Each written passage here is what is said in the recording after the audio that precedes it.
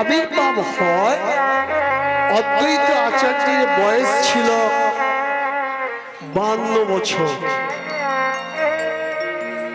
তাই বেশি দিন তিনি প্রভুর সেবা দিতেও পারেননি, ডাকতেও পারেননি।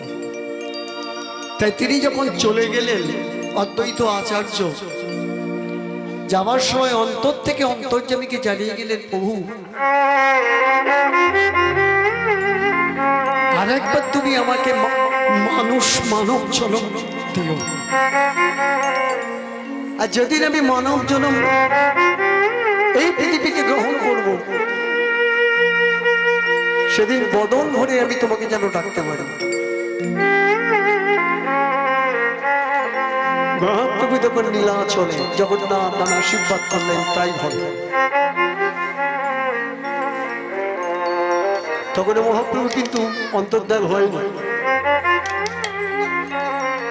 আরেকজন ছিলেন যিনি ছিলেন গৌরাঙ্গের অভিন্ন হৃদয়, যাকে না ডাকলে গৌর কৃপা পাওয়া যায় না। তিনি হলেন জগৎগুরু নিত্যানন্দ।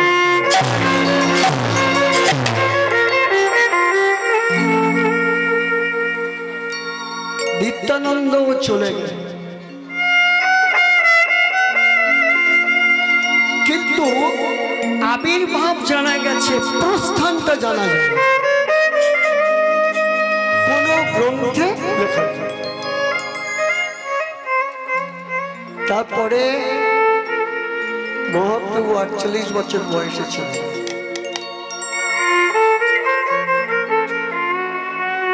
তাহলে 3 প্রভু অন্তর্ধান হল। কিন্তু আপনারা কি জানেন, এই 3 প্রভু এই কলিযুগে পুনরায় এসেছিলেন।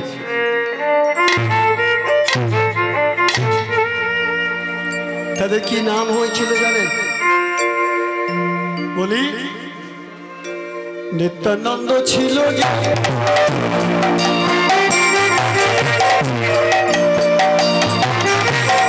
নরোত্তম হইল, নিত্যানন্দ ছিল নরোত্তম হইল, নিত্যানন্দ ছিল নরোত্তম হইল, নিত্যানন্দ ছিল নরোত্তম হইল। নিত্যানন্দ মহাপ্রভু জন্ম নিলেন, নাম হল নরোত্তম দাস ঠাকুর। নরোত্তম ঠাকুর চৈতন্য, আবার শ্রী চৈতন্য, আবার শ্রী চৈতন্য হইল শ্রীনিবাস, আবার চৈতন্য, আবার চৈতন্য হইল শ্রীনিবাস। মহাপ্রভু জন্ম নিলেন, নাম হল শ্রীনিবাস আচার্য।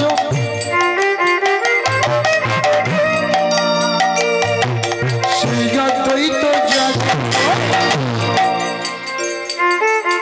অদ্বৈত আচার্য, শ্রীদ্বৈত কি নাম? শ্যামানন্দ সেই দ্বৈত যার, শ্যামানন্দ সেই দ্বৈত।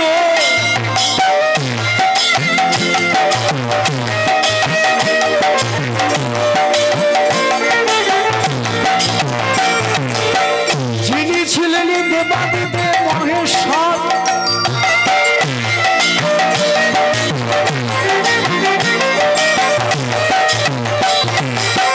যিনি ছিলেন ভোলানাথ,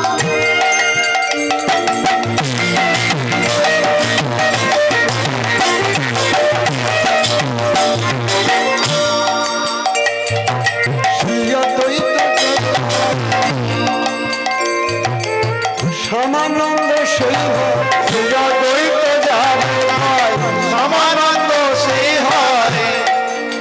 তাহলে অদ্বৈত কে হলো? সমানন্দ প্রভু। ওইছে হইল আবার ওইছে হইল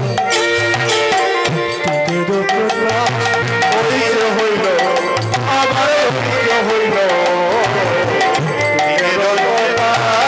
ওইছে হইল ওইছে হইল তোদের প্রতাপ ওইছে হইল আবার ওইছে হইল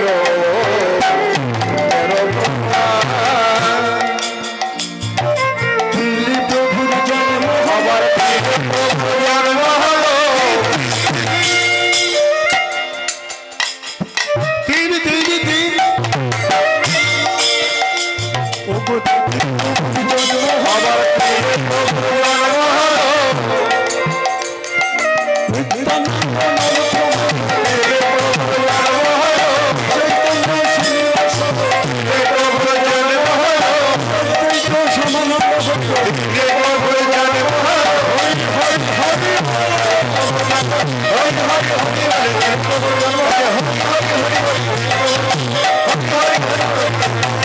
দিন প্রভুর জন্ম আবার আবার হইল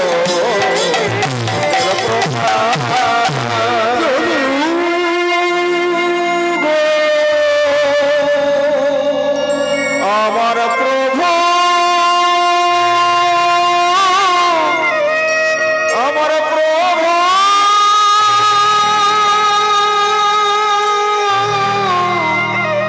প্রভু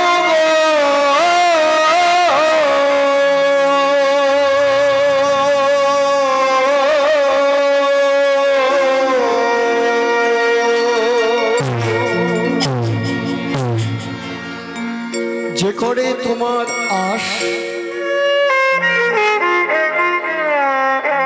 তুমি তার করো সর্বনাশ।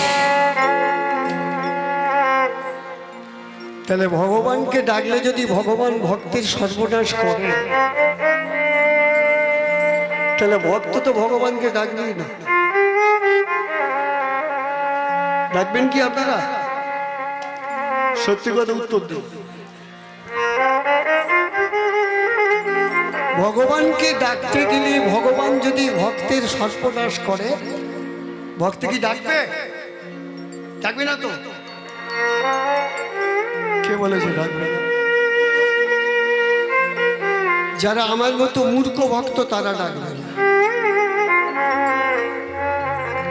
যারা জ্ঞানী ভক্ত তারা ডাকবে। কেন? যারা জ্ঞানী ভক্ত হয় তারা জানে যে করে তোমার আশ তুমি তার করো সর্বনাশ।